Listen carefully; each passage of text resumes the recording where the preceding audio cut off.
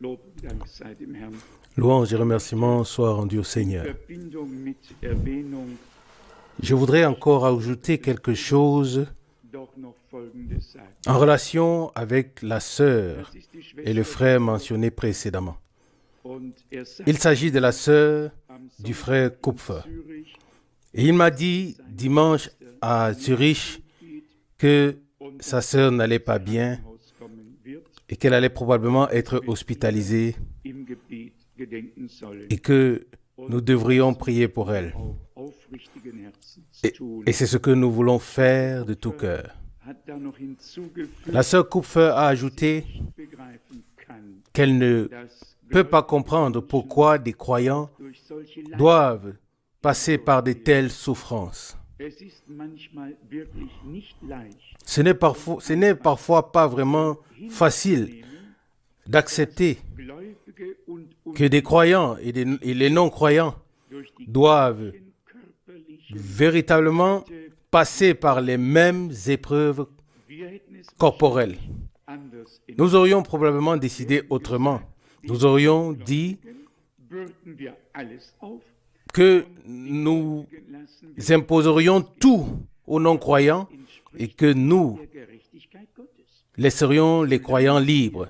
In Mais cela ne correspond pas à la justice de Dieu. dem wir ja Tant que nous sommes dans ce corps de chair dans lequel nous sommes tombés, dasselbe zu nous devons endurer la même chose. genauso alt Nous vieillissons de la même manière, nous devenons faibles de la même manière, und ganz la même chose pour la maladie, nous souffrons auf uns ab. et à la fin, lorsque la mort nous guette, Ursache elle trouve encore une raison pour nous emporter, wie auch alle tout comme tous les non-croyants. mit dem Unterschied, Avec la différence zwei verschiedene Bestimmungsorte gibt. qu'il existe deux Der Riesenunterschied. différentes destinations. Et c'est là la différence. Il y a une différence Oder nicht. si je descends ou si je monte, Irdische Beziehungen si je suis sauvé ou non. Mais en ce qui concerne les choses terrestres, nous avons tous le même sort. alle werden Nous vieillissons tous, wir alle haben nous devenons tous faibles, nous avons tous les mêmes souffrances, mais wenn wir älter werden. nous nous en rendons compte que uniquement lorsque nous vieillissons. Tant qu'on est jeune, on secoue la tête et on se demande pourquoi les gens sont malades et doivent aller chez les dentistes. Tage so ihren Lauf nehmen, Et puis lorsque les jours passent werden et que les années s'écoulent, wir alle denselben. nous suivons tous le même chemin du premier au dernier. Sich absolut nichts Cela ne change absolument rien. Gerechtigkeit Gottes. Oui, pour chacun d'entre nous. Gott ist Et ein c'est treuer Gott. Er muss gerecht sein. une merveilleuse justice de Dieu. Oui, notre Dieu est un Dieu fidèle. Il doit être juste. Il ne peut pas en être autrement. Si Dieu avait deux poids, deux mesures, comment pourrait-il juger? C'est impossible. Doch heute zu sagen, damit J'ai peut-être quelque chose à dire aujourd'hui pour que les gens es ist ja die Besorgnis, ne s'inquiètent pas. dass mir irgendetwas Il y a l'inquiétude que quelque chose puisse m'arriver. immer noch Menschen, Vous savez bien qu'il y a encore des gens beschnittene, qui n'ont pas une langue circoncis wird so bleiben. et ça restera ainsi jusqu'à la fin. Man muss vielleicht sagen, Il faut peut-être dire, lass sie, laissez-les. hat es Le Seigneur le leur a ordonné. steht ja auch darüber geschrieben, Il est aussi écrit im Worte Gottes in der dans la parole de Dieu, dans le sermon sur la montagne, in Matthäus notre Seigneur dit, dans Matthieu chapitre 5 au verset 10, « Heureux ceux qui sont persécutés pour la justice, à cause de la justice, car le royaume des cieux est à eux. » selig seid, Verset 11, wenn ihr euch « Heureux serez-vous lorsque l'on vous outragera, qu'on vous persécutera et qu'on dira faussement de vous toutes sortes nachredet. Freuet euch, de choses à cause de mon nom. euer Lohn ist groß im Himmel. Verset 12. Réjouissez-vous et soyez dans l'allégresse, car votre récompense sera grande dans les cieux. Euch C'est ainsi qu'on a persécuté les prophètes qui ont été avant vous. Wunderliches Il n'y a absolument rien d'étonnant à cela. Au contraire, ça fait partie de la chose. Si les hommes, oui, nous acclamaient, alors quelque chose ne serait pas OK avec nous. Tous les prophètes ont été incompris, persécutés, lapidés et ainsi de suite. Il ne peut pas en être autrement pour nous si nous marchons sur leurs traces. Et nous avons déjà tous entendu et lu dans la parole d'introduction de la parole des prophètes que nous avons reçue. 2 Pierre, chapitre 3, verset 2. Afin que vous vous souveniez des paroles annoncées d'avance par les saints prophètes et du commandement de notre Seigneur et Sauveur, enseigné par vos apôtres. Amen. Nous nous y tenons fermes. Dieu a parlé par la bouche de ses serviteurs et de ses prophètes, puis il a eu ses serviteurs, ses messagers qu'il a envoyés. Ensuite, le Nouveau Testament a été écrit et l'un s'accorde à l'autre à 100%. Et ainsi, nous sommes reconnaissants à Dieu de tout notre cœur de pouvoir suivre le chemin des apôtres et des prophètes, et cela de tout notre cœur et de toute notre âme. Ce qui m'a particulièrement frappé ici lors de la lecture, c'est la pensée exprimée au verset 5. Verset 5, 2 Pierre chapitre 3. En effet, en affirmant cela, ils ignorent que depuis les temps anciens, il y avait des cieux et qu'une terre existait par la parole de Dieu qui était formée d'eau et au moyen de l'eau. Dieu peut, et il le fait aussi, il peut puiser des masses d'eau de la mer, les placer dans les nuages au-dessus de nous, puis les faire tomber sous forme de pluie, sans que nous n'entendions comment ça se fait.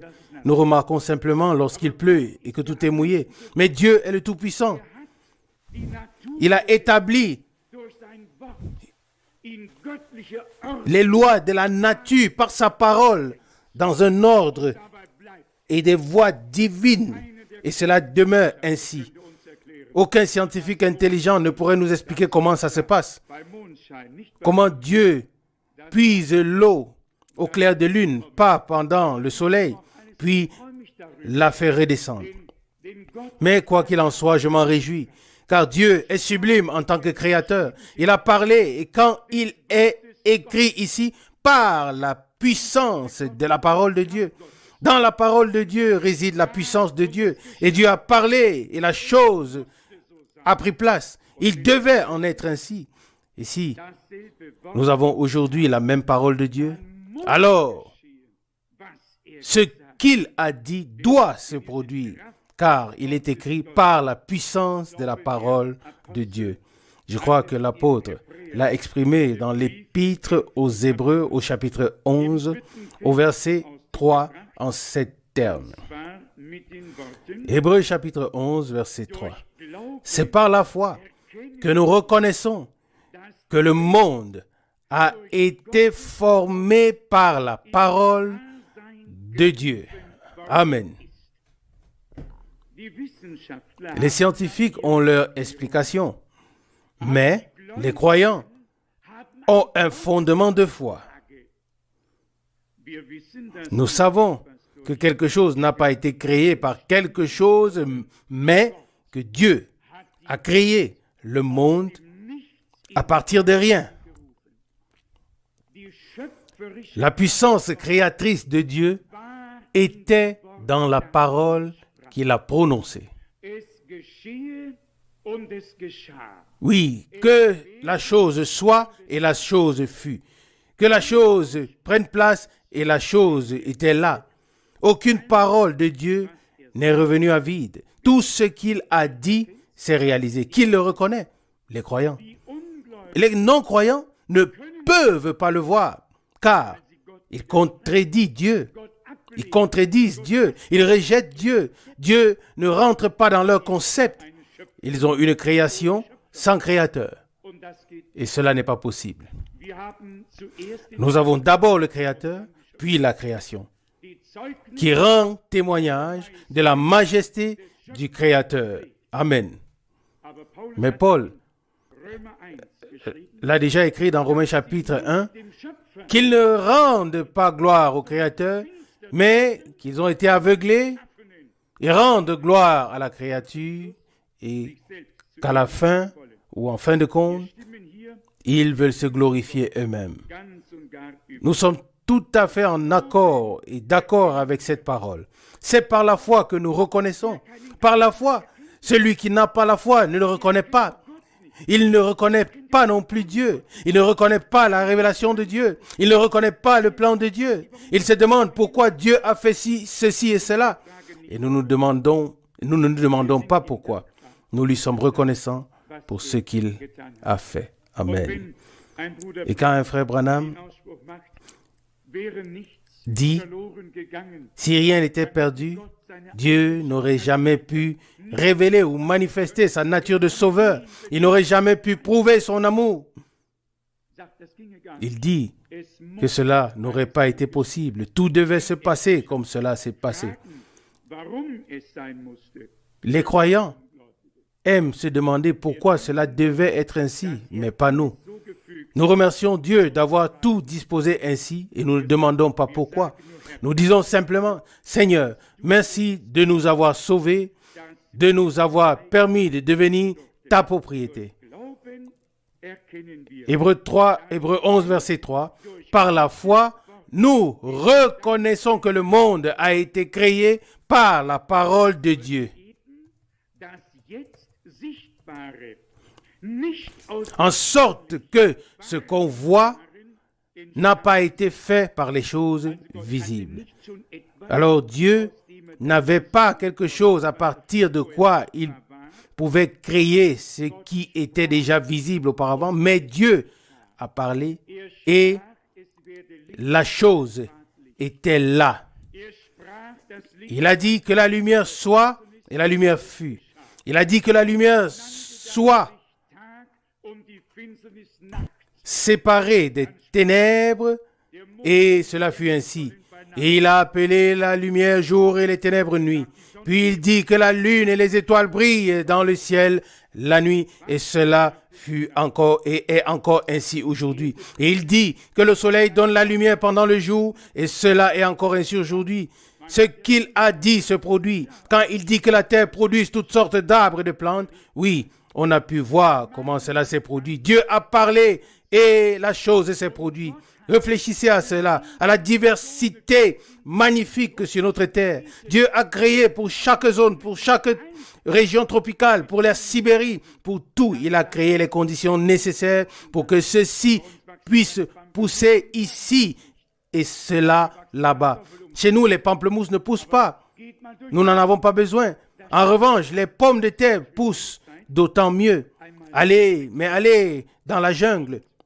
C'est vrai, j'ai passé 6 semaines en Inde, par exemple, et nous sommes allés jusqu'à un endroit où il n'y avait plus aucune civilisation, jusqu'au point le plus bas au sud, à Cap Cameron, et nous avons bu le jus d'un arbre. Und die kann man anzapfen. C'est un palmier et on peut recueillir son jus. Et celui qui boit de ce jus un verre le matin et à midi et le soir est bien nourri. Il prend le poids et ne souffre d'aucune carence. Et ses fruits sont aussi là et on peut les cueillir. Dieu a pourvu à tout dans le désert, partout. Et maintenant, imaginez-vous que nous mettions les animaux des champs dans l'eau, ils mourraient tous. Et si nous mettions tous les êtres vivants de l'eau sur la terre, ils mourraient tous. Dieu a créé les conditions pour qu'ils puissent vivre là-bas et pour que les animaux puissent vivre ici.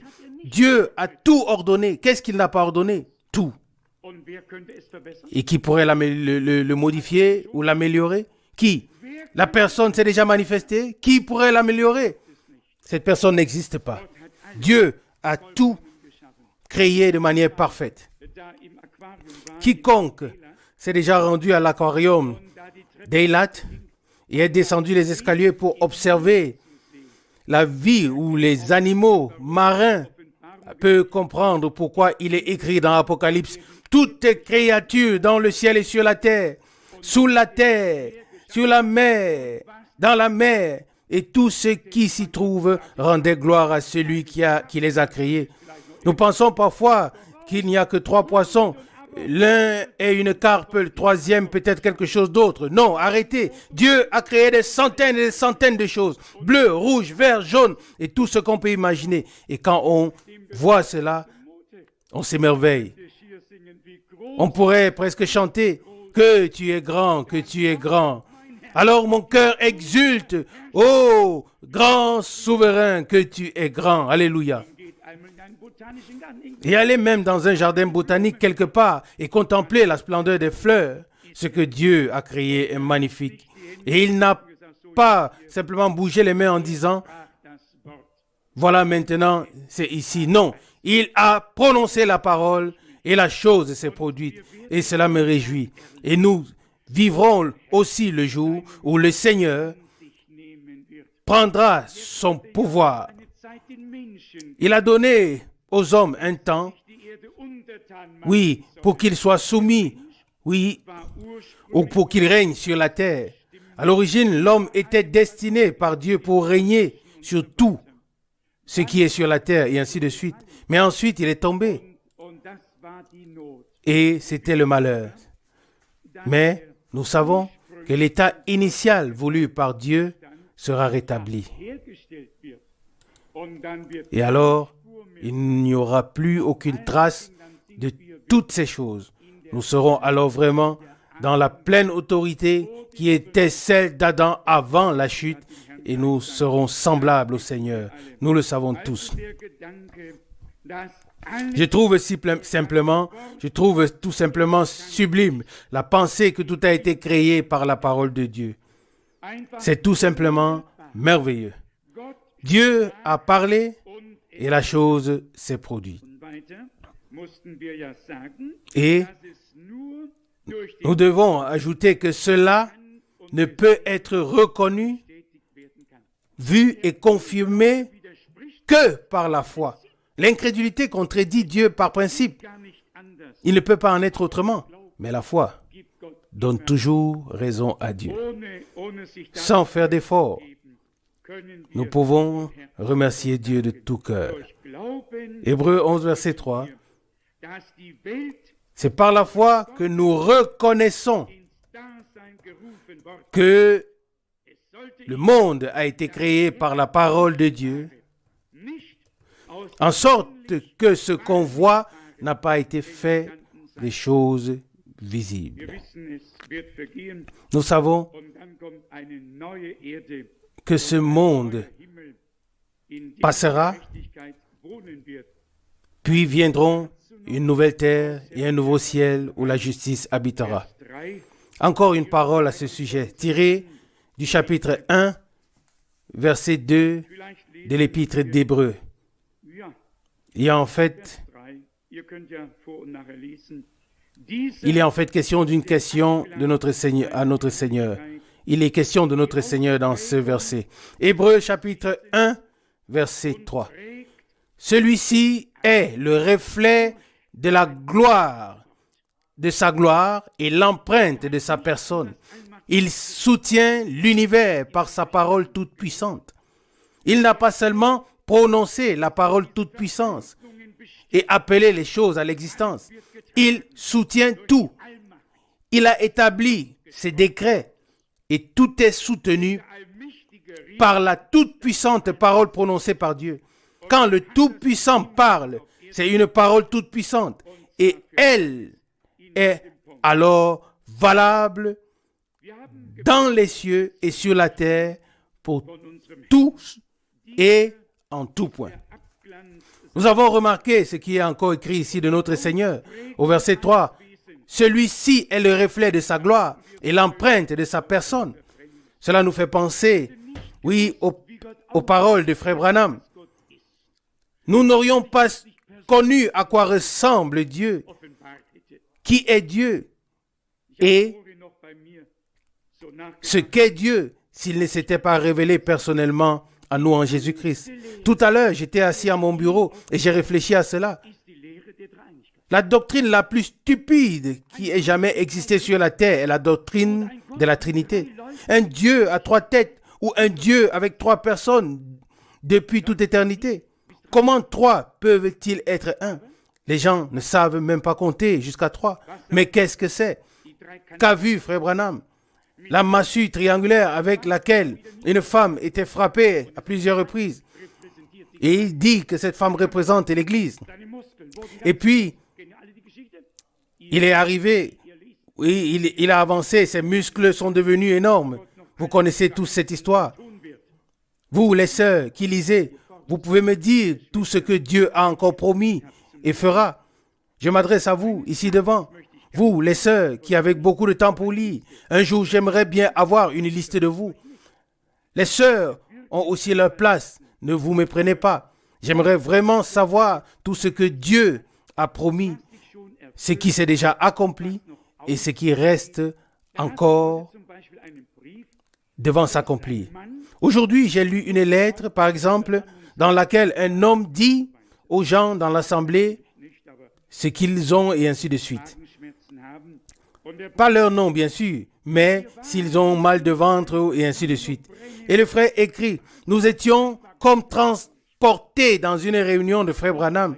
C'était tout simplement merveilleux. Et j'ai moi-même déjà été dans de telles réunions en Hollande, à Breda, à Londres, et ici et là. Et selon moi, ce ministère était le signe du Messie. C'est ce que frère Branham a dit. Et il a également dit que les 2 premiers signes seraient imités, mais que le 3e signe, le dernier, que Dieu accomplirait ou ferait, il ne pourrait le révéler à personne et que ce 3e signe ne pourrait pas être imité. Maintenant, il y a des gens qui attellent quelqu'un à la charrette pour le tirer afin de mettre de l'ambiance dans l'assemblée. Mais nous nous demandons si cela est vrai. Je me souviens de cet homme, un évangéliste de renommée mondiale, originaire du Liban. Il avait également aussi écouté frère Branham et j'ai fait sa connaissance. J'ai prêché dans son assemblée à Beyrouth, au Liban. Puis, il est venu plus tard en Hollande. Et je ne critique pas. Je vous pose simplement la question. En tout cas, après la prédication, il a soudainement déclaré, maintenant l'Esprit de Dieu va parler par moi et le Seigneur va révéler tout ce qui se passe ici. Et c'est ce qui s'est passé. Je me souviens particulièrement d'un cas où il a dit, ici il y a un couple qui est très affligé parce que leur fils a quitté la maison et qu'ils n'ont plus aucun signe de vie de lui depuis telle date.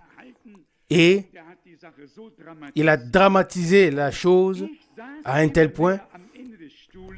Et j'étais assis au bord de la chaise, attendant que cet homme dise, je demande maintenant au couple tel de se lever. Mais cela n'est pas venu. J'ai attendu en vain. Et il dit, maintenant il y a quelqu'un qui a le mal d'estomac, une dame âgée. Et je me suis dit, pas avec moi. Si c'est un mensonge, alors sans moi, pas avec moi. Je peux venir ici, devant une assemblée d'environ 1000 personnes, et dire ceci et cela à l'assemblée. Tout le monde serait stupéfait qu'on puisse construire un 2e bâtiment. Et moi, je suis alors l'homme qui a acclamé. Et les gens disent, oh, quelle bénédiction était parmi nous. Le Seigneur a parlé. Le Seigneur n'a pas parlé. Des imposteurs, des imiteurs se tenaient sur la plateforme et rien d'autre. Maintenant, vous allez dire, frère Franck, as-tu le droit de juger ainsi? Écoutez les prédications de frère Branham et vous allez constater qu'il n'a pas comparé le signe du Messie avec des guérisons, avec des miracles et des signes, ni même avec la révélation de la parole ou avec l'ouverture de 7 sceaux. Mais was sagte der Engel? qu'est-ce que l'ange lui a dit? Dir wird das Zeichen gegeben werden, das Zeichen Il te sera donné le signe du Messie. Les pensées des cœurs te seront révélées. werden. Und ich habe sie ja schon gesagt. Et je l'ai déjà dit ici. L'ange a littéralement mentionné Johannes Jean chapitre 1 à frère Branham. und hat ihn dann Et lui a indiqué, enseigné que la même chose se répète maintenant dans son ministère, comme cela s'est produit autrefois dans le ministère de Jésus envers les Juifs et les Samaritains, mais pas envers les païens, et que maintenant, à la fin des temps des païens est arrivé, et que maintenant, le même signe du Messie est révélé comme le dernier signe getan wird. Der Engel hat pour l'Église. auf Johannes 4 hingewiesen. L'ange lui a également mentionné Jean chapitre 4. Dieses das Zeichen Il lui a expliqué que c'est le signe par lequel les esprits seront séparés. Teufel und so weiter. Les uns disent que c'est de Dieu, les autres disent que c'est du diable, et ainsi de suite. Mais l'ange lui a donné ces enseignements bibliques. Jetzt wird jemand Maintenant, quelqu'un va demander, oui, est-ce vraiment vrai? Je peux vous montrer dass wenn que lorsqu'un ange fait une annonce, un ange, peut-être Gabriel ou qui que ce soit, im Reiche Gottes il sait de quoi il s'agit dans le royaume de Dieu. Vous n'avez pas besoin d'avoir peur. Il connaît également les Saintes Écritures. Je vais vous dire ce que Gabriel a dit à Jean à l'époque. und zwar Dans Luc chapitre 1, Vers 5 verset 15, mit Bezug auf en relation avec Jean. den wird groß Luc 1, verset 15. Car il sera grand devant le Seigneur. Il ne boira ni vin ni boisson enivrante, et il sera rempli de l'Esprit Saint dès sa naissance. Verset 16. Il ramènera plusieurs des fils d'Israël au Seigneur leur Dieu, et il marchera devant le Seigneur dans l'esprit et la puissance d'Élie pour ramener les cœurs des pères vers les enfants et les désobéissants aux sentiments des justes, afin de préparer au Seigneur un peuple disposé. Amen. Merkt ihr, Remarquez-vous comment l'ange lui a annoncé la nouvelle, qui lui a annoncé la nouvelle a directement décrit le ministère que Jean devait accomplir. Je ne suis pas du tout surpris qu'une base biblique pour le ministère biblique, qu'un enseignement ait été donné avant que le ministère ne commence. Et qu'est-ce que frère Branham a dit? Il a dit, ils ne croiront pas. Et puis, la réponse vint, 2 signes te seront donnés comme au prophète Moïse. Le premier signe avec la main, la maladie du malade apparaîtra sur la main et le malade pourra voir. Et dès qu'elle disparaîtra de la main, le malade saura qu'il est guéri. Puis l'ange dit, si tu demeures fidèle et humble, un autre signe te sera donné, à savoir que les pensées des cœurs te seront révélées, et ainsi de suite. und gerade Et, dieses Zeichen, et c'est précisément ce signe brennen, que frère Branham Zeichen a expliqué comme étant le signe du Messie, kein Paulus et ni Paul ni Pierre ne l'avaient. sagte ich nicht. Et Ich kann es je ne m'attends pas à cela. Je ne peux même pas m'y attendre, car Dieu n'a pas besoin d'imitateurs. Dieu n'a besoin que de personnes originales avec des appels originaux des Dienstes qui poursuivent die Gemeinde le ministère que Dieu a donné à l'Église. Un imitateur n'est pas un original. Mais frère Branham l'a dit. Herr oder der Il a dit que le Seigneur ou l'ange du Seigneur, qui que c'était, l'a réprimandé pour avoir parlé de ces choses. und dann Et puis, sich Leute gefunden, die es dann nachgeahmt. oui, des personnes, on a trouvé des personnes qui ont commencé à l'imiter.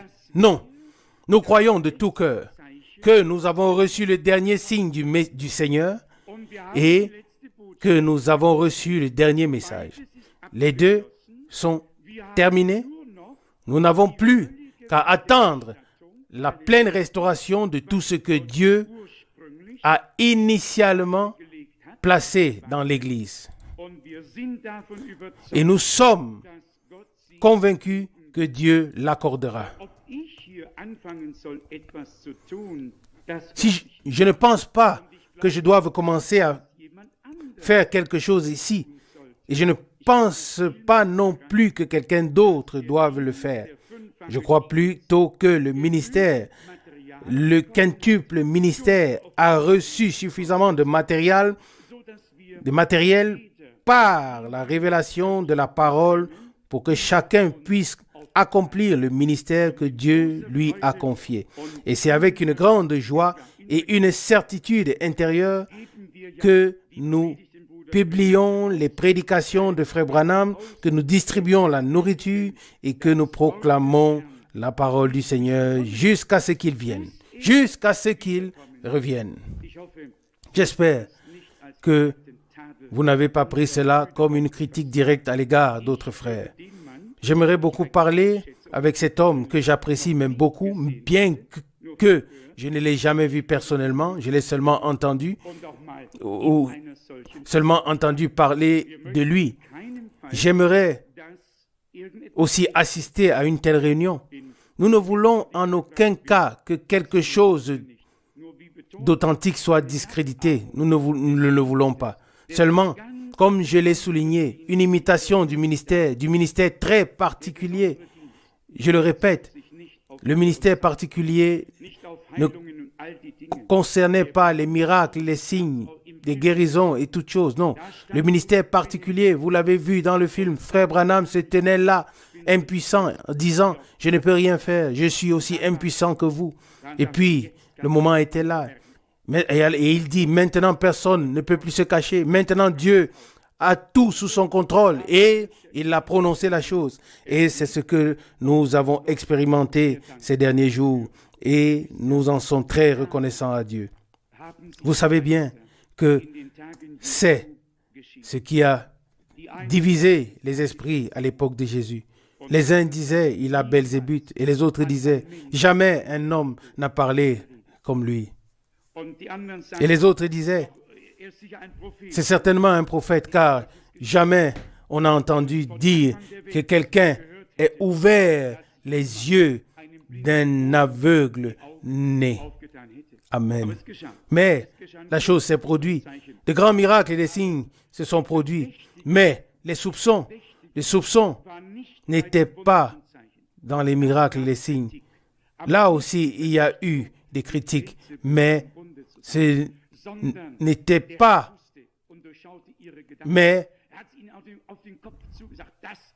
ce n'était pas des soupçons d'être de connivence avec Belzébuth, car le Seigneur connaissait et voyait clair dans leurs pensées. Il leur avait dit clairement, voici ce que vous pensez dans votre cœur. Et il ne pouvait pas le supporter. Il ne pouvait pas le supporter. Le Seigneur pouvait dire à Pierre, tu es Simon, ton père, ton nom, tu es Simon, ton nom est Pierre, ton nom sera Pierre. Le nom de ton père est Jonas. Il savait tout cela. Et les scribes pensaient, imaginez-vous, il ne connaît même pas cet homme. Puis Nathanaël arrive et il lui dit, avant que Philippe ne t'appelle, quand tu étais sous le figuier, je t'ai vu. Et les scribes disent, oh mon Dieu, qu'est-ce que cela signifie? Mais c'était ça les points. Il dit à la femme au puits, va chercher ton mari. Et elle dit, je n'ai pas de mari. Tu en as eu 5 et celui que tu as maintenant n'est pas ton mari. Oh, elle dit, nous savons que lorsque le Messie viendrait, il nous dira toutes ces choses qui tu es. Qui es-tu? Et il dit, je le suis, moi qui te parle. Fin, plus de questions. La cruche pour puiser l'eau resta là. Et elle courut dans la ville et dit, venez voir, j'ai trouvé, n'est-ce pas le Messie? C'était le signe du Messie. Et vous l'avez entendu dans presque toutes les prédications lorsque Frère Branham commençait le service de guérison, où cette manifestation du don de ce ministère particulier avait lieu. Je dois avouer honnêtement que j'avais parfois pensé, tu aurais pu t'épargner cela, car lorsque l'on traduit de nombreuses prédications, on trouve toujours la même introduction, toujours la même chose. Pourquoi la même chose revenait sans cesse? Il prêchait dans des différents endroits. Il devait chaque fois établir d'abord le fondement biblique afin que les gens sachent qu'il n'avait pas affaire à un homme qui devinait, n'est-ce pas, qui disait parfois vrai ou parfois faux. Non, cela n'était pas le cas. C'était un ministère dont Frère Branham pouvait dire, si un homme peut se présenter sur la terre et dire que ce qui lui a été dit n'était pas vrai, alors ça veut dire qu'il est un faux prophète. Il s'agissait vraiment de ce ministère infaillible de Jésus-Christ en tant que signe du Messie dans l'Église, sur base de laquelle les hommes devaient fonder leurs décisions.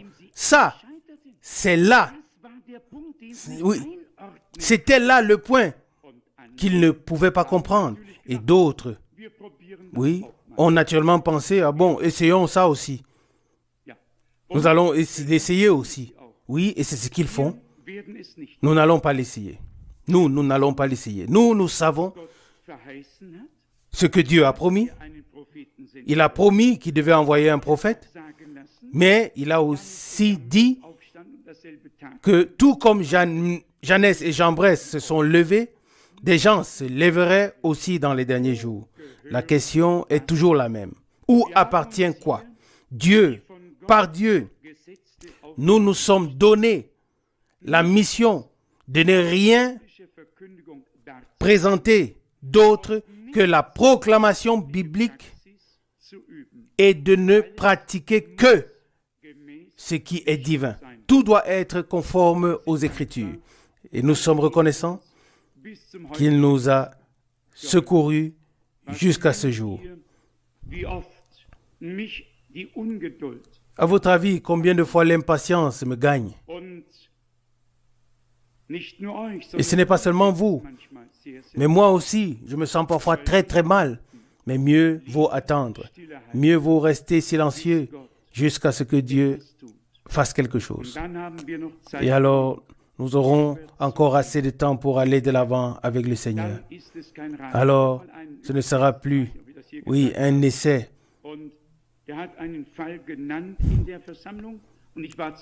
J'ai traduit quelqu'un. Je ne sais pas si je l'ai déjà dit ici. Il a mentionné un cas dans une assemblée et j'étais justement le traducteur.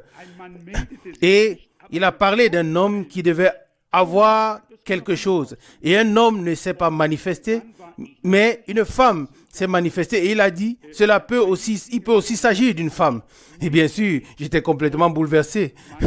J'ai déjà expérimenté certaines choses personnellement et je me suis fait ma propre opinion. Mais je ne veux pas refaire ce que j'ai fait aujourd'hui et être aussi critique. Au contraire, nous voulons tout laisser entre les mains du Seigneur et il fera tout ce qu'il faut. Il ne permet que ceux qui travaillent pour notre bien. Parfois, nous ne le comprenons pas, mais cela fait partie de la chose. Nous ne pouvons pas le comprendre ou le classer, mais il l'a déjà classé et il dit que cela fait simplement partie du grand programme de Dieu dans ces derniers jours. Qui désire que Dieu fasse quelque chose véritablement parmi nous, oui, à travers nous aussi, il est grand temps. Qui est prêt à aimer les uns les autres, à veiller vraiment à ce qu'il n'y ait plus rien qui puisse nous séparer du Seigneur.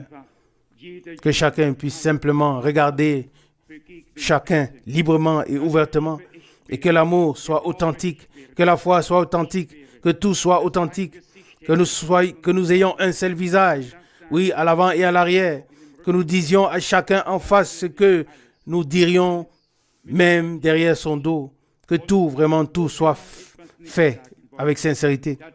Et là où nous ne voulons pas dire quelque chose, nous faisons bien de nous taire. Frère Branham a aussi dit, il y a suffisamment de bonnes choses à dire sur chaque personne, des choses qu'on peut mettre en valeur. Il n'est pas nécessaire de mettre en avant le petit nombre de choses mauvaises. Et si nous sommes honnêtes et que nous regardons les bonnes qualités de nos frères et sœurs, alors, mon Dieu, nous pourrions en parler pendant des heures. Et si nous nous efforçons de trouver quelque chose à reprocher, alors nous avons des heures devant nous avant de trouver quelque chose et le temps est perdu. alors nous ne voulons même pas le faire. Mais nous voulons utiliser notre temps pour voir le bon côté en chacun et en parler. Et je l'ai déjà dit quelque part, si quelqu'un cherche absolument quelque chose de négatif, alors qu'il se regarde dans le miroir. C'est probablement en lui qu'il trouvera le mieux et le plus rapidement. Quelque chose sans avoir à chercher longtemps. S'il sait, en fait, déjà où c'est. Chez les autres, il doit encore chercher. Chez lui-même, il sait déjà où c'est. Cela lui évite de perdre le temps à chercher, n'est-ce pas? C'est comme ça. Je ne le dis pas pour plaisanter. Je le dis avec toute la sincérité et j'aimerais que cela soit pris avec humour, mais au sérieux. Arrêtons vraiment tout ce qui pourrait nuire et rappelons-nous que nous sommes les membres d'un corps, que nous avons été assemblés, que nous appartenons les uns aux autres, que lorsque un membre souffre, tout le corps souffre. Si tu ne le ressens pas, quand un membre souffre, alors quelque chose ne va pas. Si quelqu'un souffre et que tu ne souffres pas avec lui, quelque chose ne va pas. Tu dois souffrir avec lui. Quand je frappe sur ce clou, je le sens dans mon gros orteil. J'ai d'abord levé le doigt ou le pied droit, car je pensais que c'était là que ça faisait mal. Un membre est relié à tout le corps et on le ressent partout. Quand un membre du corps de Jésus est blessé, tous les membres du corps le ressentent et tous souffrent avec lui. Ils souffrent avec lui. Et quand un membre est honoré, tous se réjouissent. Ils exultent tous. C'est une chose merveilleuse. Pas d'envie, pas de jalousie, rien du tout. Une joie céleste pour ce que Dieu a fait en nous. Loué soit le nom du Seigneur. Amen. Levons-nous pour prier. Moi aussi, je te dis merci, Seigneur, de tout cœur, pour le grand privilège que nous ne comprendrons jamais de pouvoir nous asseoir à tes pieds. Amen, ô Seigneur, en tant que tes disciples, en tant que tes élèves, pas en tant que ceux qui connaissent mieux, mais en tant que des personnes qui veulent et souhaitent apprendre. Tu as envoyé le Maître, le Saint-Esprit. Il a pris la parole toute puissante, et nous l'a révélée. Il nous a oints, il nous a ouvert les yeux, ouvert les cœurs, afin que nous puissions voir, entendre et croire. Amen. Bien-aimé Seigneur, nous avons également compris le signe du Messie. Tu l'as donné afin que ton peuple puisse prendre une décision. C'est un signe qui a été contesté. Pour les uns, il était, oui, il a relevé. Pour les autres, il les a fait trébucher. Pour nous, que pouvons-nous y changer? Pour nous, il a été une bénédiction. Alléluia, une grande bénédiction. Sinon, nous aurions seulement su qu'il y avait beaucoup d'évangélistes. Mais maintenant, nous savons qu'il y a eu un homme envoyé de Dieu, un homme de Dieu, un prophète promis dans l'esprit et dans la puissance d'Élie pour ramener les cœurs des enfants de Dieu à la parole des pères apostoliques et pour préparer un peuple au Seigneur, pour révéler tous les mystères, pour abolir toutes les traditions, pour déclarer invalides toutes les traditions et pour établir la parole révélée comme définitive et contraignante. Fidèle Seigneur, dans ce contexte, je te prie pour la dernière chose, celle qui pose les plus grandes difficultés. Je te prie de révéler à toute ton Église que nos frères qui ont été contraints de se remarier, qu'ils ne soient jamais considérés comme divorcés devant toi. Que le nom divorcé n'existe pas du tout dans ta parole, qu'il n'y figure pas du tout.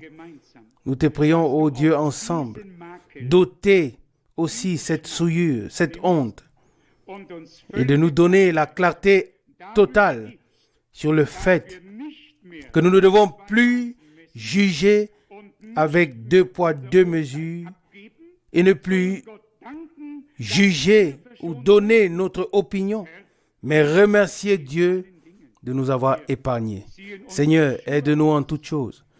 Nous retirons nos chaussures car nous savons que tu as parlé et nous ne permettons pas que les hommes dénigrent ce que tu as révélé et dit dans ta sainteté.